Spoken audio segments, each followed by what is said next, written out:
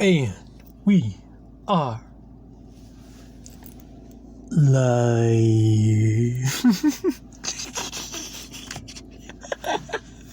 Alright, man. Just want to talk.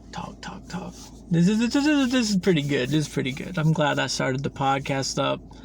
Because, man, I'm just wanting to talk. Just want to talk. And now I don't have to worry about, finding a light or anything, light source, to make a stupid 10-minute video on Instagram. Those 10-minute videos, they're okay. They're good. But the thing is when you have a sporadic mind like mine, how I can just scatter all over the place, a 10-minute video doesn't do anything. It does not. So, man, just got so much change going on in my life, I'm just trying to adapt as much as possible. You gotta force yourself to adapt. You have to. If you don't force yourself to adapt to the change that life provides, well, guess what's going to happen? There's going to be tons of examples that are going to be around you, telling you constantly. They don't got to say it vocally to you, but you can tell by what's going on in the environment. When you can acknowledge that change is necessary in your life, but you do not, take the proper acknowledgement for the change that is necessary for whatever predicament you may be in, whatever environment you may be in. If you don't take that and you just continue to go with the flow instead of changing it up like you're supposed to, there's going to be examples that are going to be in your environment showing the example that it is time to change it up. You don't want to be doing the same thing all your life. You don't. It's just like in Anchorman.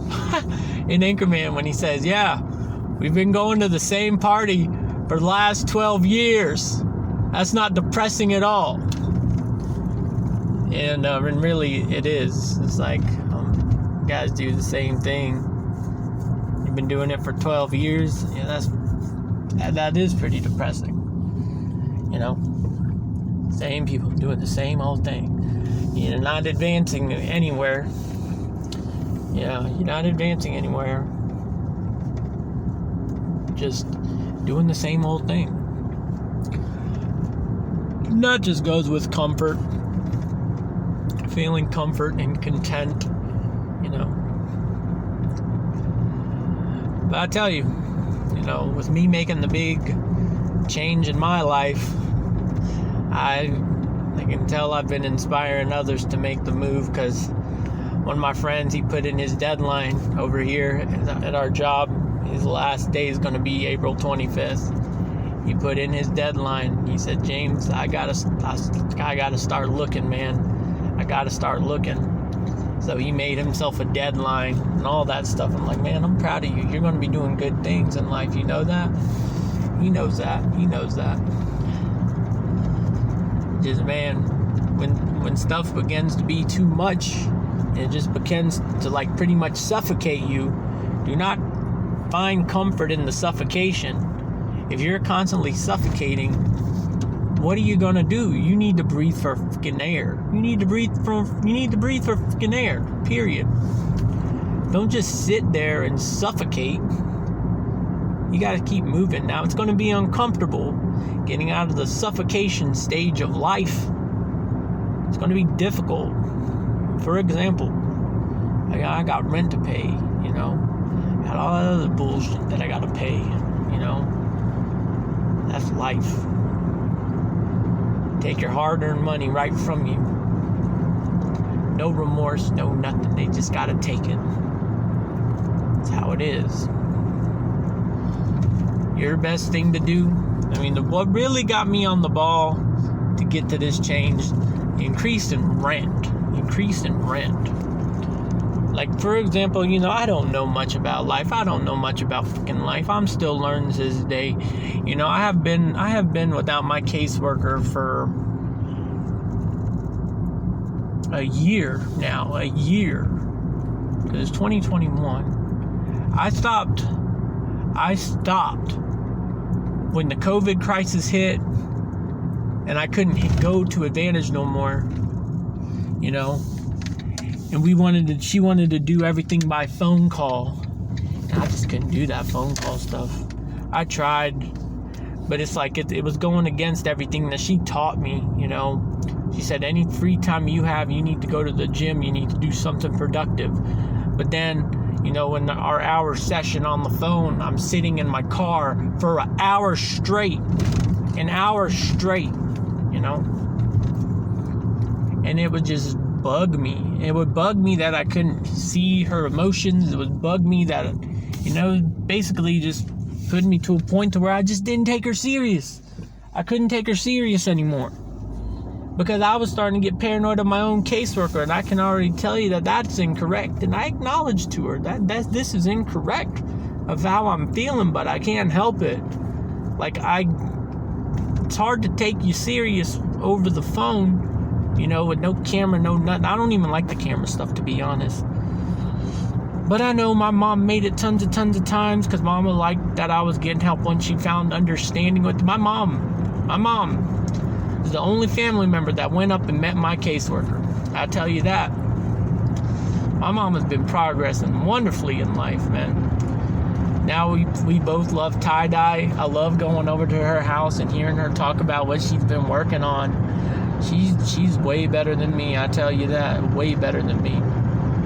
But I'm loving how good our relationship is getting in, and she's learning more about me. Now, can I be my complete, full self? You know, it's getting there. You know, kind of like, you know, the me, how I am with my grandma type deal. You know, with my grandma, boy. I could be myself completely with my grandma.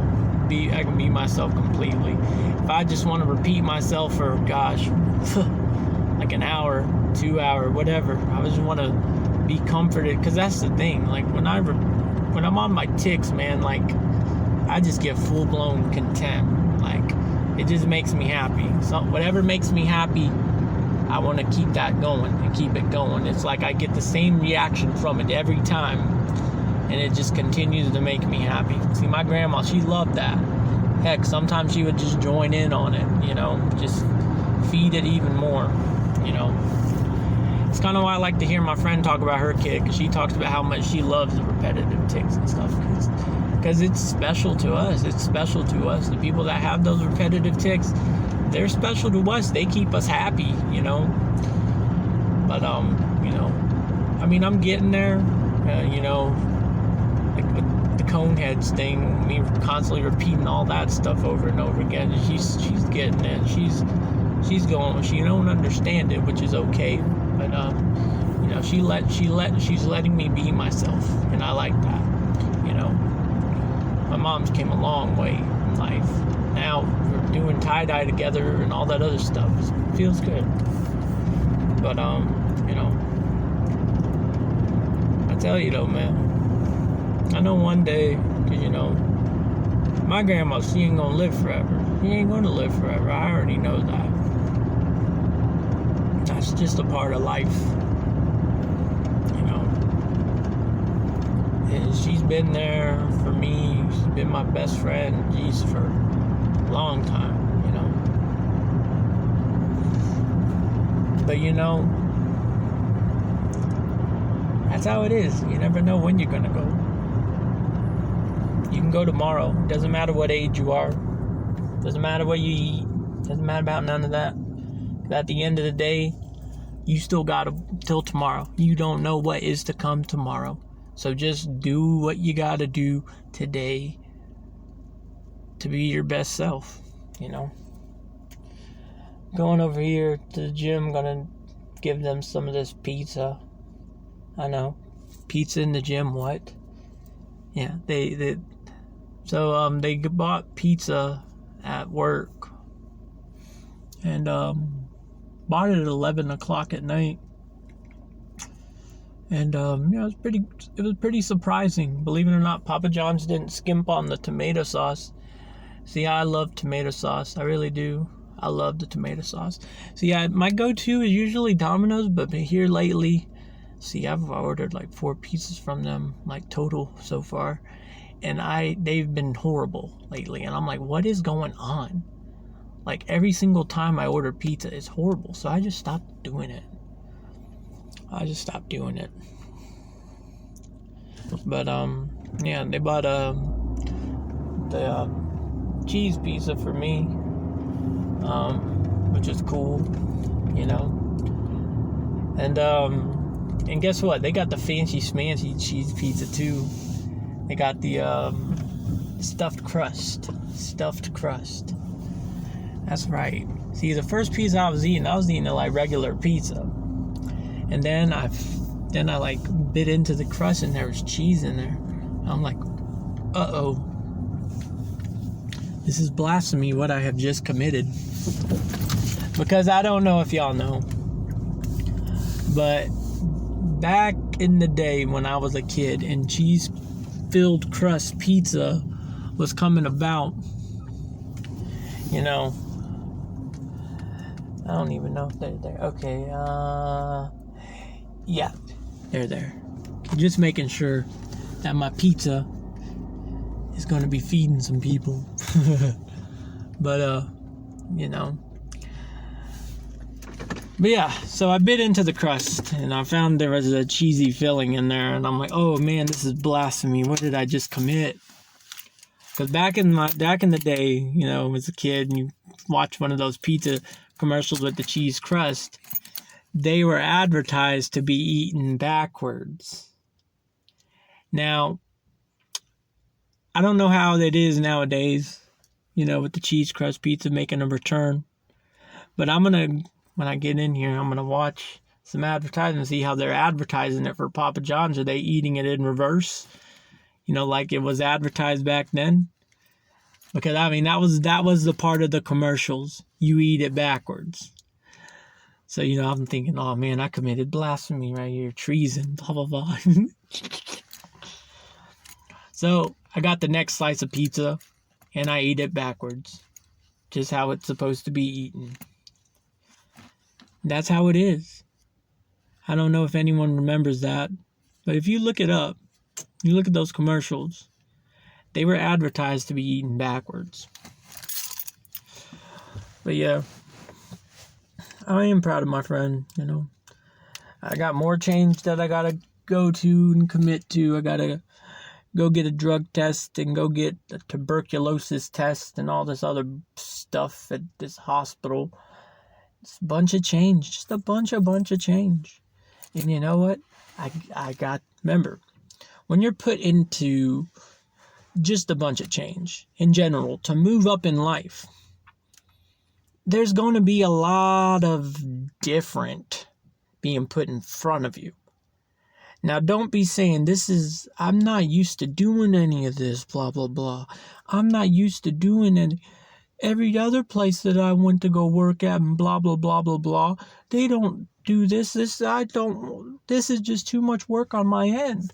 Listen, when you are constantly going into bettering yourself, there's going to be more requirements in order for you to better yourself in this man-made society. So what are you going to do? Compare it to what you do? Or are you going to continue to better yourself and adapt to the change that comes with bettering yourself? You have to adapt. There is no choice. But, yeah. You got to go with the flow. And I tell you, set that alarm. When the alarm goes off, just get up. Just get up, fight another day, you know. That's what I did. That's what I say. There was a quote that I posted on Instagram. I don't remember what it said, but I know I relate to it because, you know, I say something kind of similar. Like anytime I just feel like I want to rest or something like that, I always tell myself, suffer now, rewards later. Suffer now, rewards later. And another thing that I tell myself is like, you know, suffer now, I can sleep when I'm dead, you know.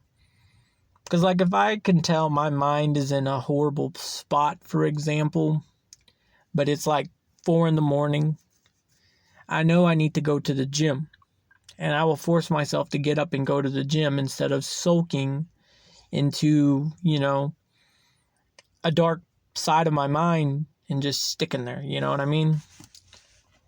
You got to make those decisions for yourself. You got to keep going. You got to make the appropriate decision at that.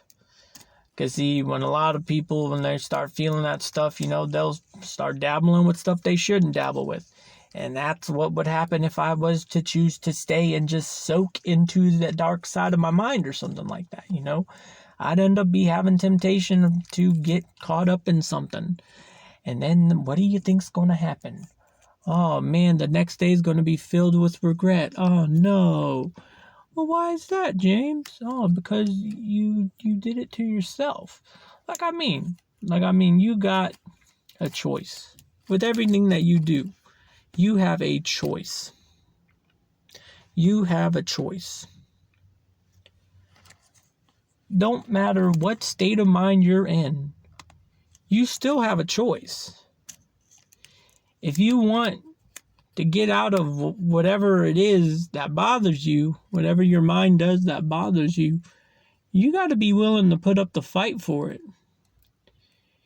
You got to be able to acknowledge this is incorrect. I know what I got to do. And you get up and you just go do it. You don't just sit there, just soak in it. Golly, I've been doing really good. But, I tell you, addictions are a definite hard thing to deal with. There's harder addictions. There's your novice addictions, the ones that are very normalized and don't seem too harmful, but majority dabble with it because it's nothing. And they just go up in the meter, then they got the harder ones, harder addictions. And the more harder of an addiction that you choose to dabble with,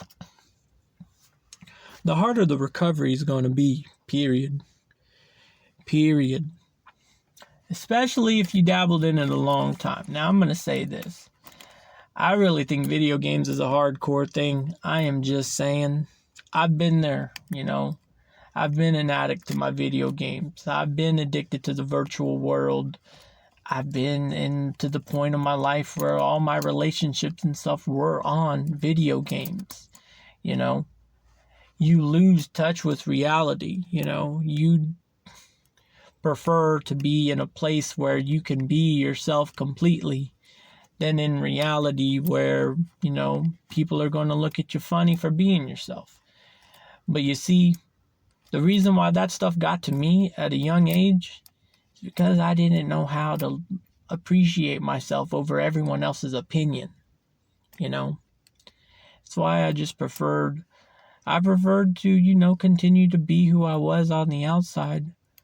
Just meet the expectations of what I thought was beneficial to how I should look.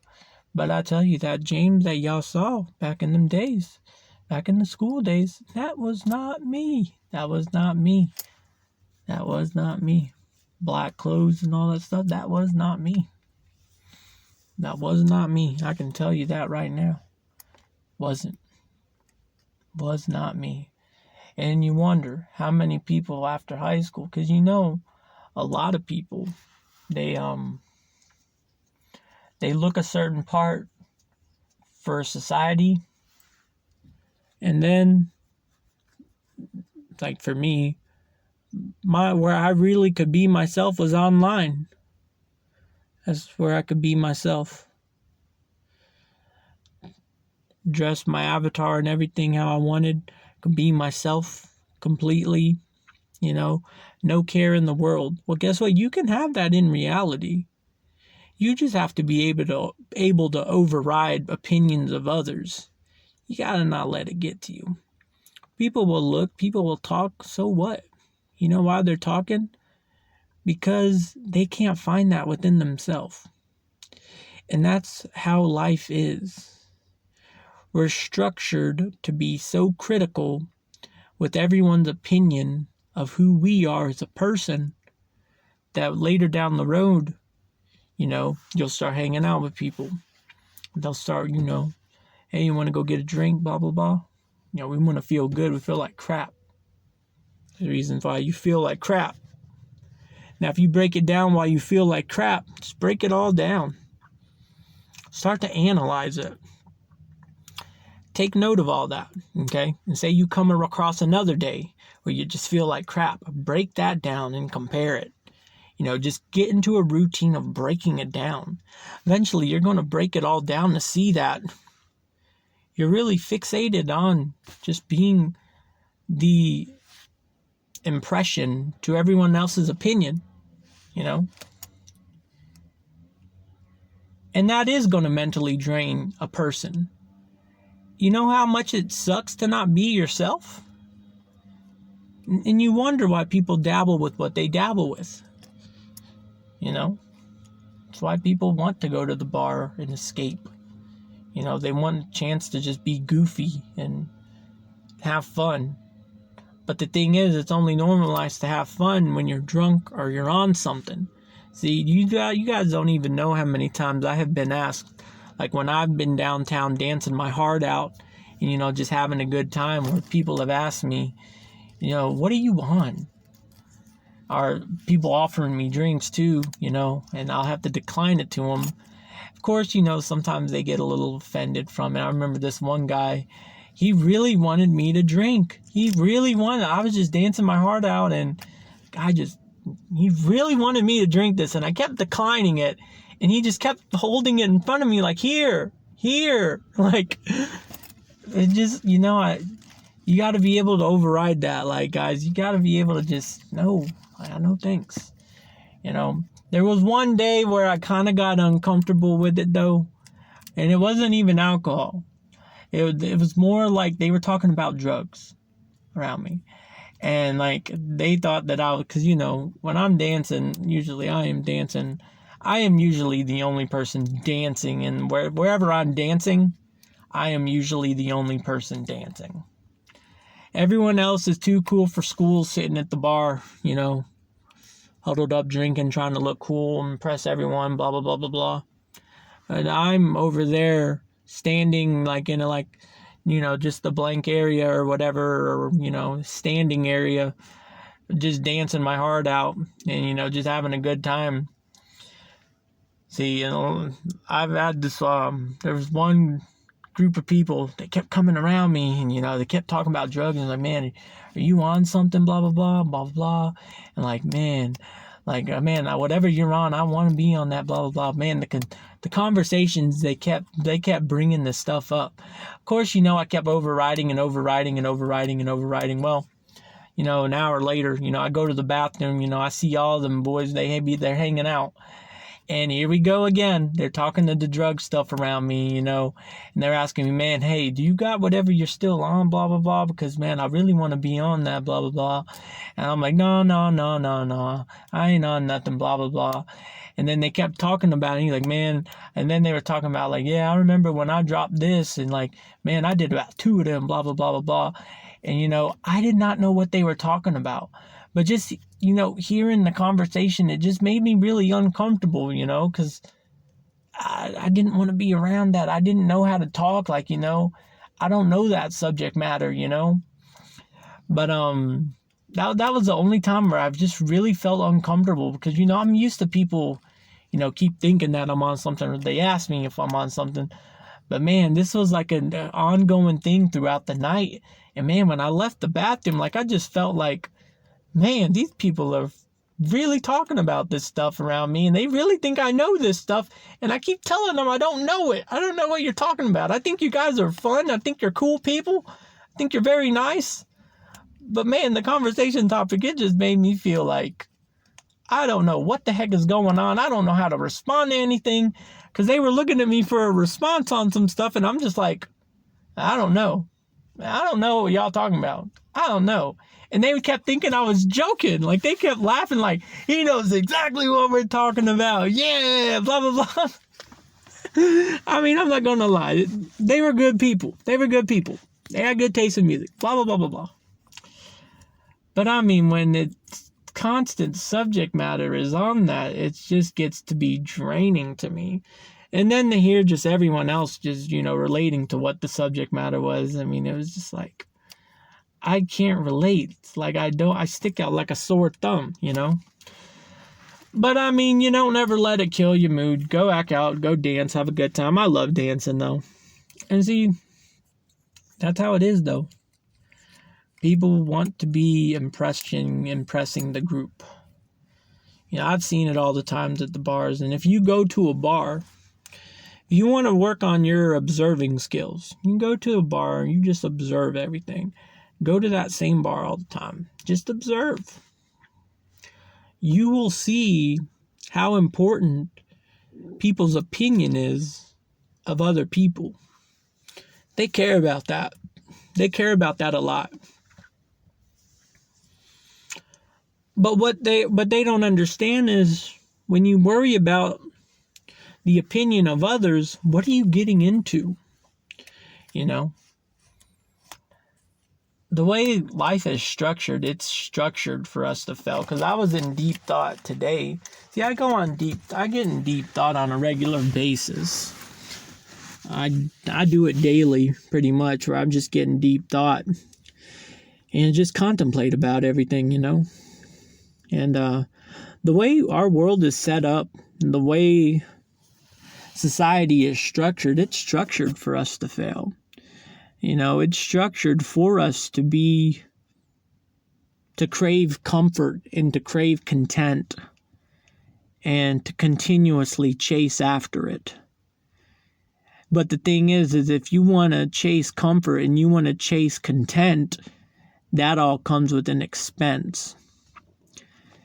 And, say you go to school, you work in a job too. It gets tough. You're stressed. You want to go chase some comfort. You want to go chase some content. But you got student loans and all this other stuff, all this money you're losing because you're paying rent and all this stuff. Like, you can't afford comfort. You can't afford being content, So what you do, you freak out, blah, blah, blah. Go into a big mental crisis or something. Maybe you juggle 2 jobs and go to school to afford your comfort and content. But the thing is you're just skimping by. Yeah, you can afford your little addiction. You can afford all that stuff, no problem. But it's very minor. You can't afford a lot of it, but you can afford it. You're skimping by. Like what I'm talking about, along the lines of alcohol and cigarettes and all that stuff. And maybe, going on dates. Dates is expensive too. And trying to find, closure from other people. And time is expensive in itself. So to even go on a date, that's an expense in itself, whether you're paying or not. You're taking precious time out of your schedule where you could be progressing yourself. But instead, you're chasing comfort. If you look at how much time people go out and chase comfort, it's a lot of time. It's a lot of time. How much money they spend chasing comfort. It could end up being a pretty big expense depending on what you dabble with. But pretty much our society is structured. Oh, you don't like working at, McDonald's. You don't like working at that call center. You don't like working at, Subway. You don't like working at, basically or you don't like working at just a place that just barely pays you, but say it's a good place, but they're barely paying you enough to survive, Say you get sick of it. Say maybe you want to get that comfort. Maybe you want to get content. Maybe you want to go dabble with what you want to dabble with, but you can't afford it. Okay, you got a choice. You can either pay out all that expense to go to school and juggle, the job and just go through that route and just tough it out the whole dang time. Or are you going to take the easy way? Are you going to go to do that warehouse work? Going to do the warehouse work, get that big money up front, then you can afford all your addictions and content and all that other stuff, A lot of people want to take that route. So they go that route to afford whatever they can get. And they afford that. Well, guess what? You're running from your mental. You're running from your mental. It's one thing people forget. You're running from your mental. What are you doing to accommodate your mental? Well, what their excuse is usually, I got my alcohol, got my cigarettes, got my drugs, blah, blah, blah, got pills, blah, blah, blah. I'm good. No, that's a cry for help. It's a cry for help. But see, they don't know how to identify that. So yeah, they can afford it. They can afford it, but then what happens? See, when you take that route out, what happens? What, you say you got a dog? Okay. How much time you spend with that dog? How much time is that dog locked up? How much time is that dog waiting for you? How many times does that dog have to beg for you to take it out? You know? How long you keep that dog out? See, that's one thing why I will not get a pet. Because I know I will neglect it. If I get into a depressive mode, which I have not been in a depressive mode. I have not been in one for years, for a couple years now. But I know when a deep depression hits with me, I neglect everything. I neglect myself. You know? I remember how it was. And this is when it was really bad too. Like, dude, before I started getting help with my pornography problem, you know, shoot, if I was in a big depressive spell, I'd stay in bed, just watch pornography until I would go to sleep, and then wake up, do it again, and just go back to sleep. You know, I would literally waste my whole day off, like just doing that at times. I wouldn't wish that on anybody. Wouldn't wish it on anybody. But the thing is you're constantly trying to fill that emptiness inside of you, but it never gets filled. You know why it don't get filled? Because you're constantly running away from the problem. You're running away from it, from something that gives you a quick happy or a quick feel good, you know? Then you go to sleep to feel even better. But then you wake up, it hits you about 10 times harder. Then you start feeling, oh man, I just wasted all that time. Oh man, I just want to go to sleep, but I can't go back to sleep. And then you just start doing it again, and you can go back to sleep. Waste your time. Waste your time. It's a bad cycle to be in, I tell you that. Bad cycle to be in. But that was just me. But see, that's what I mean. When I'm in a deep depression and, you know, have not been in one in a good couple years, and I'm thankful for that. Like now I got the pornography addiction down, you know, where I can easily avoid it. And, but I mean, it took a lot of work, but I'm also involved in a lot of communities where other people have the same problem. We identify the problem and we're there to support one another. And, you know, just being in those online groups, because you see, I was supposed to meet up in a group because, you know, my caseworker, she wanted me to work for Advantage to help with people that have similar problems to me. But the thing is, see, I kept laying it off. I was like, I want to be completely stable if I'm going to be helping people. And I want to get help for a problem that I have not voiced. And so I vocalized it to her. And then, you know, she ended up helping me to identify how long this has been going, how severe is this, blah, blah, blah. And we went down the list for a good while. And we found out where it all came from and all that other bullshit, you know. And that's when, you know, I told her, because they don't have, the place where I got help, they don't have rehabilitation for that kind of addiction. But she told me that she was going to talk to another doctor in another facility about what they have to offer, because they have groups in that facility that she was going to call. But the thing is, when they called, you know, that's when COVID started hitting and it just interfered.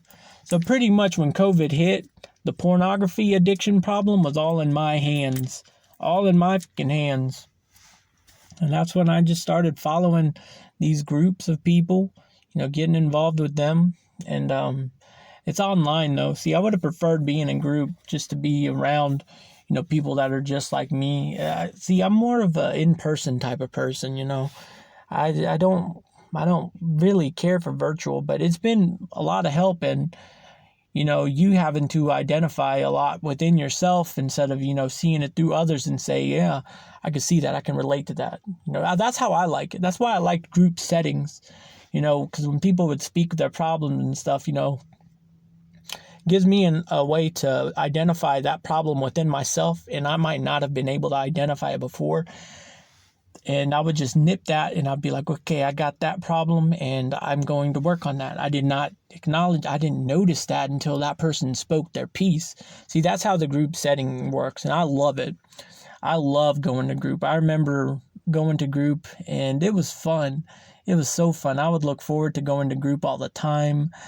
And then the therapist that was holding the groups, this was not the pornography group. This was a group of people where we wanted extra that was outside of therapy. And so they had group therapy as well. And, I definitely partaked, and it was fun. Met a lot of great people. It's fun.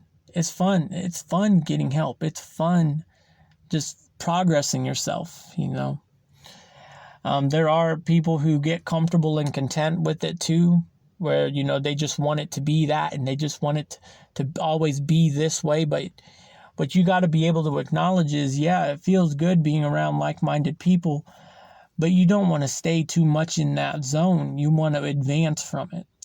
The place that you're only there temporary. You want to be able to build yourself to get onto a bigger part of progress than to stay where you're at type deal. So that's what I mean. Progress is just going upstairs, But there are some people who will stay like on a certain set of stairs because they feel comfortable there. They feel like and that's the thing. Like when it comes to getting help and you're able to identify everything, yeah, go to group, talk it out, you're able to identify everything, blah, blah, blah. But the thing is, and there are people that just, fixate on that, and they just, keep it as is. They use the group as like a crutch type deal, and they go on and do the regular thing. But the thing is, they're not doing anything to advance from their problem. They just use group to talk about the problem, get it out of their system, and then they just go back to doing whatever it is that they do, and then basically come back, talk about pretty much the same thing. There are people like that. But what you got to be able to do, identify with the group, and then find a way that you're going to work on that in your reality. And that's the hard part. That means you got to walk up those staircases. You got to keep walking up those staircases.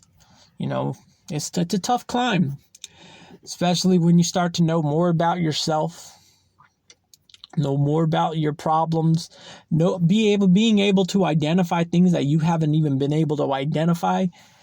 Like, yeah, it's tough. It's tough. But the walk is worth it. So you just got to keep doing it. And you don't want to ever use your problems as a crutch. Don't do that. It's a horrible, horrible choice. But I tell you though, I came a long fucking way. But but I did find out, when my caseworker did offer me that job to work with people that were like me, instead of me saying, I got to be completely stable. I want to work on this, that, and the other before I even help, because, I want to be the perfect example, blah, blah, blah. But listen, I've told tons of my friends this. Don't ever give that excuse. I got a list of things I got to do before I apply myself to do something like that. Listen, perfection doesn't exist. We are flawed individuals. And I realized that I should have took that job opportunity when my caseworker offered it to me, because I could have been helping people from the jump. But I was so, obsessed with wanting to progress myself and be the perfect example for whoever I may be helping in the future, But the thing is say you finish that list. Say you finish that list of perfection. By the time you go back to go get that physician, oh, James, I offered you that position a while ago. Like, I'll see what I can do, but, I can't promise anything. That's what I mean. You lose out on your opportunity. Because guess what? You worked on that list of perfection. You got it. But guess what? Now you got more stuff that you got to work on. It's never ending. We're flawed, period. We always have something to work on. Always. That's never going to change.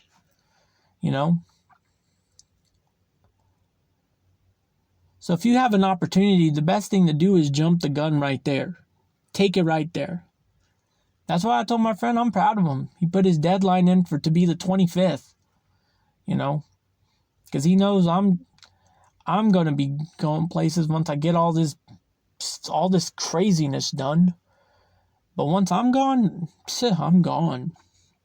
I want to advance in life. I don't want to stay where I'm just comfortable, Because comfort is the enemy, But, But yeah, let's get back on that subject matter, though, about, severe depression and all that stuff. But that's why I never will have a dog or anything, I want to start off with a hamster or something. I want to live that part of my life out. Because when I was a kid, I had a hamster. But I fed him hamster food,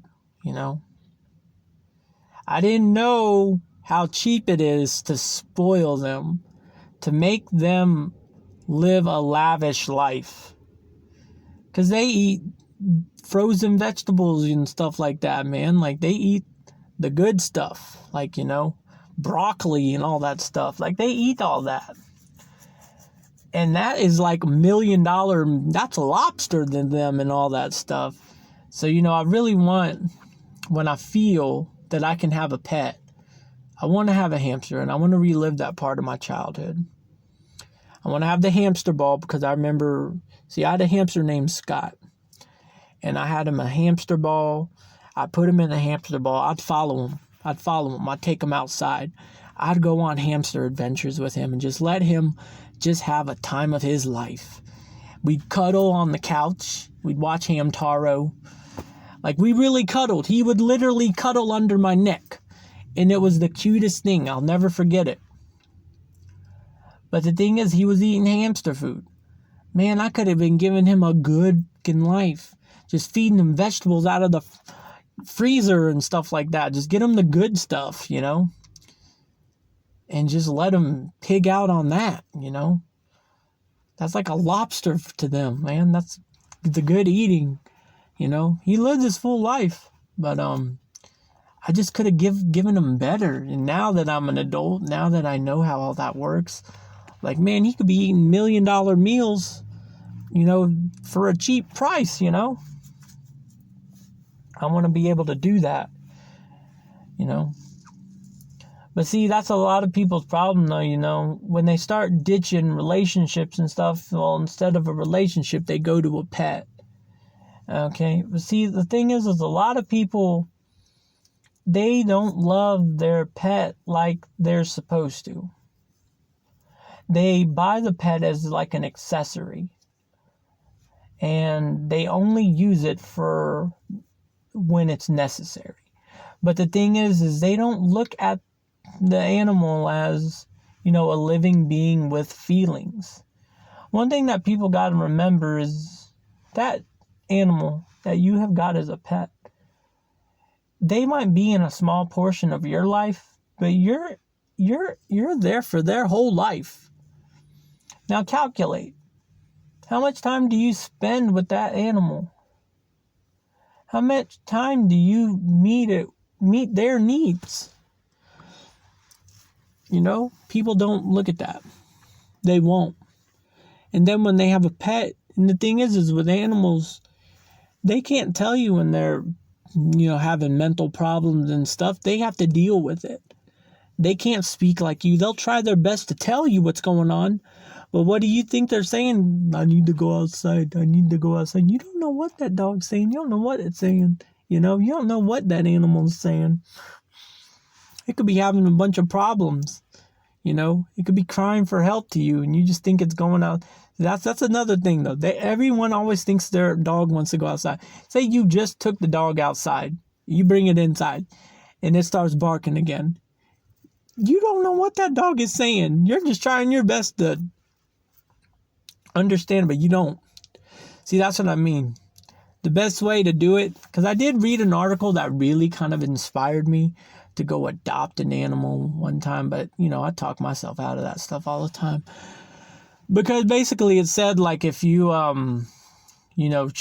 work on the mental of the animal or pet, you're going to be nourishing your mental as well, because pretty much it's like no different from what I want to do. Just help people out with their mental and help them progress in life and teach them the ropes of mental health and stuff. You can do the same thing with a dog, or a cat, whatever. By studying, by looking into what is their needs, what do they need, by putting in that research and accommodating what they need. It's no different from helping out, just working in the mental health field. Basically, you're going to be helping them out. And I was like, man, that'd be a cool thing to be working on, like just help them out. Like just take a dog from a shelter, who's probably been abused or whatever.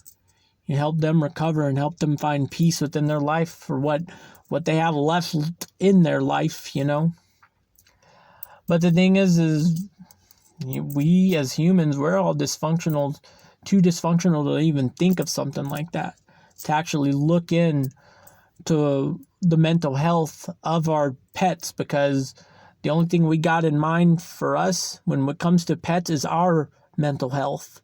We don't think about that dog or that cat's mental health. We only think about our mental health, and we just use it like it's neglect. It's neglect.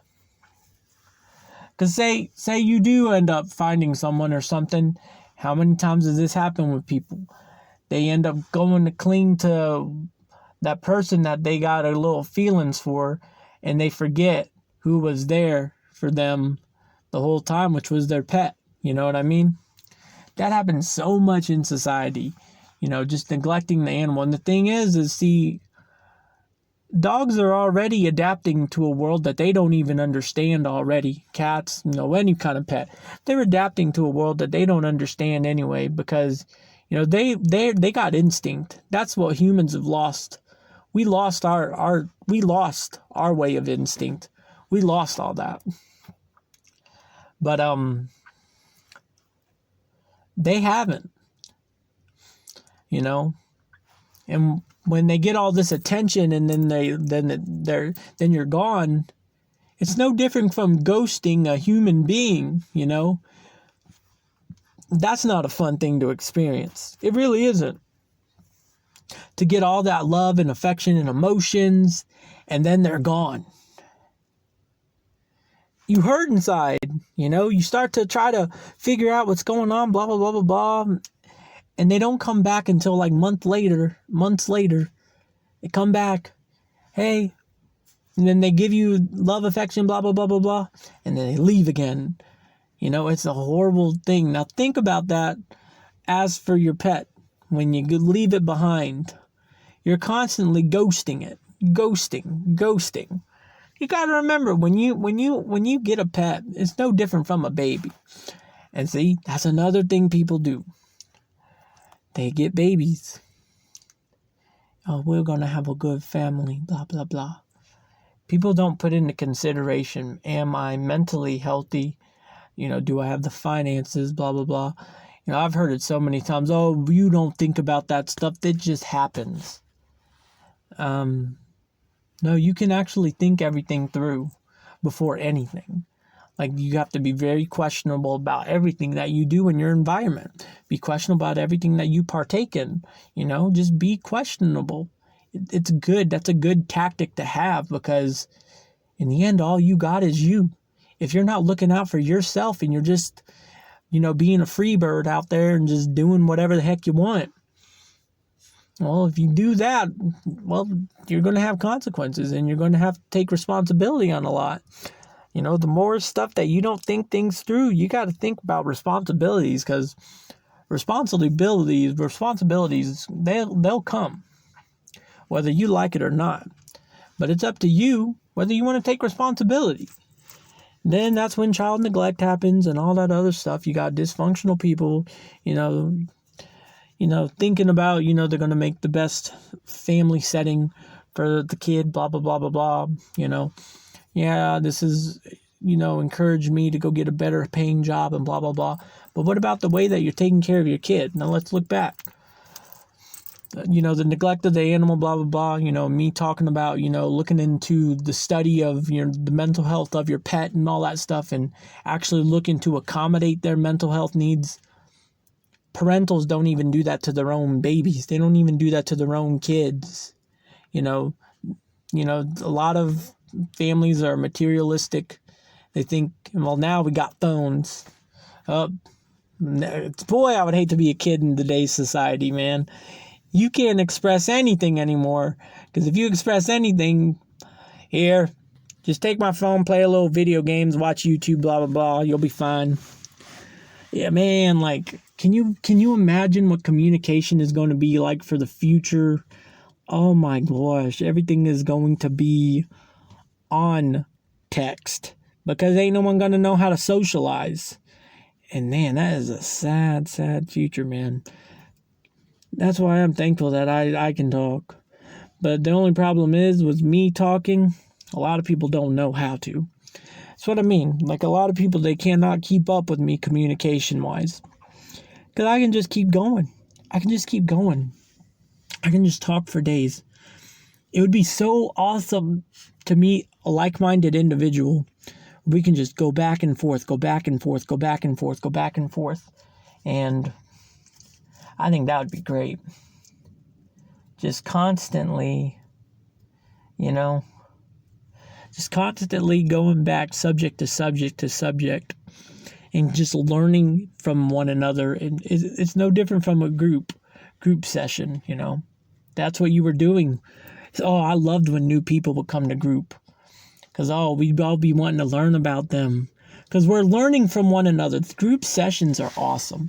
A lot of people are shy about groups because they feel obligated that they got to speak. You don't got to speak on anything. You can just tell them you don't want to speak. But you can work on your observing skills and learn from other people who show no embarrassment or anything with their story. Believe it or not, guys, when you can speak your past, speak of every detail, fine detail and all that stuff, and just not care, that shows that you've recovered. That shows strength, And a group session, if you go to a group therapy, that is the best way to practice, because you're talking to a bunch of people who are in the process of recovering from their past or whatever it may be, and they're flourishing, they're blossoming like a flower. And eventually they get to a point to where they can just talk about whatever they want in the group session and just pay no mind to whatever anyone else's opinion is of whatever it is that they're talking about. Because guess what? They have found complete comfort within themselves. And that is something that is highly lacked in society. So that's what I mean. When you get people who are forced to go to group and stuff, you see it in them. You can tell that they don't feel comfortable in these kind of settings, and they're pretty much let it be known with their body language and all. And the thing is when it comes down to it, they won't ever speak. But the thing is they're still learning, because remember, you're still a sponge. So whatever you surround yourself with, you can still become what you surround yourself in. That's the beauty of group therapy. You can get someone who is very silent, but if they continue to surround themselves with you guys and continue to go to group, they'll eventually start to flourish just like everyone else in that group session. And then when they start talking, they start telling their story and blah, blah, blah, you start to see them just find comfort in who they really are as a person. It's very hard. Sometimes it's like prying teeth, but you got to remember it ain't up to you for them to change. It's up to them. But as for them to even show up to group, or even people that are forced to be in group, they can still see that example through everyone in the group session. They're still learning. They can still soak in and become what everyone else is in that environment. Just might take some work, might take some time. And there's even been people who have, finished their time with them being forced in group to where they just ended up being voluntary to continue in their progress. That's what I mean. Like, it's awesome, especially when it's around the right people. The group session that I was involved in, though, it was very small, but it was very powerful, I remember when I was new, I didn't know anything about this. Because the last time I only knew about group was when I was in the hospital as a kid. And those group sessions, to be honest, I really don't remember them. But I remember it was very... Because I was a kid. I was in middle school. And I remember people always were uncomfortable in group. I know I was. Because I was honestly scared. I didn't know what was going on. I'm a kid in the hospital. I didn't know what was going on. But group as an adult, when it's see, I went to get help voluntarily. So when I had the opportunity from my therapist, when she brought up group therapy for me, if I want additional therapy with other people, I was like, yeah, I'll jump on that. That sounds like a good opportunity. And I met a bunch of people who were way more comfortable with their stories, and that's what I was trying to accomplish, get comfortable with it. And through other people's stories, you start to see people who have struggled even more than you. And when you start seeing how comfortable and content they are with their story, with telling their story to anybody, just for you to learn from, man, that's beautiful. Because you can learn from them, and then you start taking in those traits that they provided. And I tell you, it is the most beautiful thing when you start to blossom like that. When you can speak of your past and your story, and you just let it out freely. Because that's what I mean. Everyone is different. Everyone is on their own path. Your story is completely different from someone else's story. The reason why we are so unique, if we accept who we really are as a person, we are here to teach one another. That's it. We're here to learn from one another so we can further advance, as a person, That's how it is. But the thing is, we got so many people who run away from who they really are. It is so hard to advance as people because we got so many people who are just soaking in comfort when they could be soaking in progress, just going through the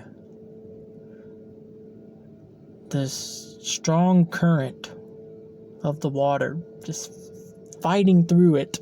That's pretty much what it is. Life is just one big current, and you just got to run through it, and you got to keep running through it. Don't try to hide from it. Just accept it.